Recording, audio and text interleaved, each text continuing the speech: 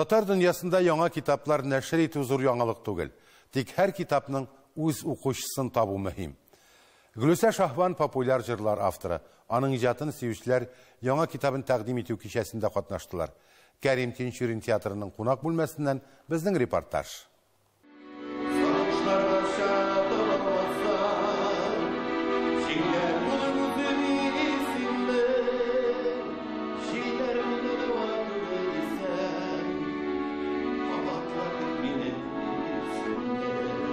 Шәһәр шартларында татар тамашачысын арттыру һәм балалы гаиләләрне арттыру, театрга күбрәк аудитория җәлеп итү максатында Кәрим Тинчурин театры кунак бүлмәсе дигән проект башлады.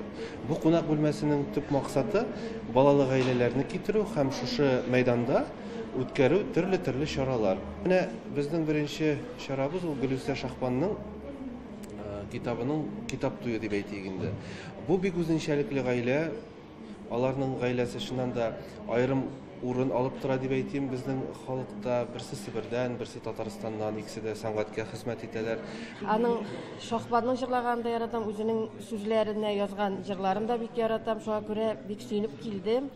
Беләсезме, һәрбер җирдә, һәр нинди дә булса спектакль карыйбызмы без, каядыр барабызмы без, кеше һәр вакытта уңайлыклар эзли.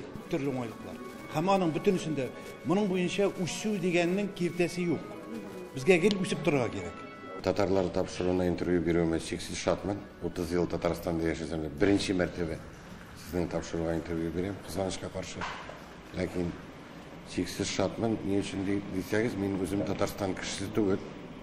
Кайчандыр 30 ел элек Себер якларыннан Татарстанга килеп урнашып, үземнең урынымны, гаиләмне, тамашачымны, тамашачыларның мәхәббәтен яулаган кеше буларак әйтәсем килә. Минем иҗатымның төп эшчәнлеге татар җыр сәнгатен пропагандалау, телебезне, гореф-гадәтләребезне, мәдәниятебезне саклау һәм үстерү дип әйтер идем. Һәм үземне белгәннән бирле шуның белән шөгыльләнәм. Бүгенге вакыйга турында мин Гөлүсәнең иҗады уңышын, тагын бер казанышын уртаклашылмыйча булдыра алмыйм. Чөнки аның һәрбер шигыренең иң беренче тыңлаучысы да, тәнкыйтьчесе дә, бәя бирүчесе дә мин. Чыннан да бик зур казанышларга иреште, бик күп популяр җырлары барлыкка килде. Мин аның белән горурланам. Син тугансың икән инде җиргә, димәк сине Ходай яраткан. Ул яраткан сине, син бәхетле, сынаса да хәтта һәр яктан.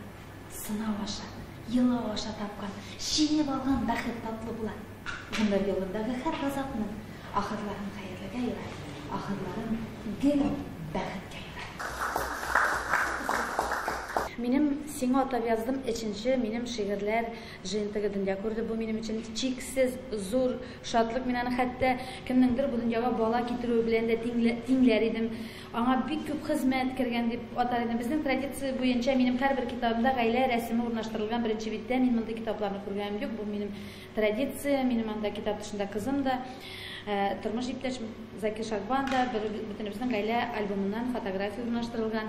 Исемнәрен сайлаганда, әлбәттә, мин үземнең язган шигырьләремнең берсенең исемен алырга тырышам һәм әлбәттә башка китапларында, мәсәлән, күңел әйтерлек сүзләр бар дигән исем астында икенче китабым чыккан икән. Монда минем күңел әйтерлек сүзләр бар дип аталган җырымнан һәм чын мәгънәсендә бу китапта күңел эретерлек сүзләр җыелгандыр дип әйтә алам. Инде өченче шигырьләр җыентыгында сиңа атап дип яздым. Моны кулына тотып алып укыган һәрбер кеше үзенә дип кабул итсен. Моңа чейин менә әлбәттә ике китабы чыккан иде. Бу өченчесе. Һәм инде Гөлүсә чын иҗат кешесе буларак язудан туктамый һәм туктый да алмый. Чөнки ул чын иҗат кешесе тагын кабатлап әйтәм. Шигырь беләсезме, ул менә җыр булсын дип язылмый минем беркайчан да бер шигыремдә, хәтта менә минем бик күп кенә популяр җырларым дөнья күрсә дә, миңа хәзергә хәтлек җыр язып бирегез әле дип сораучылар күп, ләкин мин җыр итеп шигырь язам, ул минем күңелемнән чыккан күңел халәте. Мин бары тик күңелемнән чыккан шигырьләремне шигырь итеп, шуннан соң гына кеше аны укып, үзенең халәтенә туры китереп, шулай итеп җырлар барлыкка килә. Шунда хит дәрәҗәсенә күтәрелгән, башкаларны санап та тормыйм, монда чиксез күп җырлар, монда Закир Шагбанның да 50-гә якын җыры кергән һәм минем тарафтан укылган шигырьләр дә кергән. Шундай мондый флешка бер кайда да юк, искиткеч матур флешка дөнья күрде. Мин үземнең тамашачыларым өчен чиксез шат. Ләйсәнә Сыдыретдинова, Татарлар, Казан.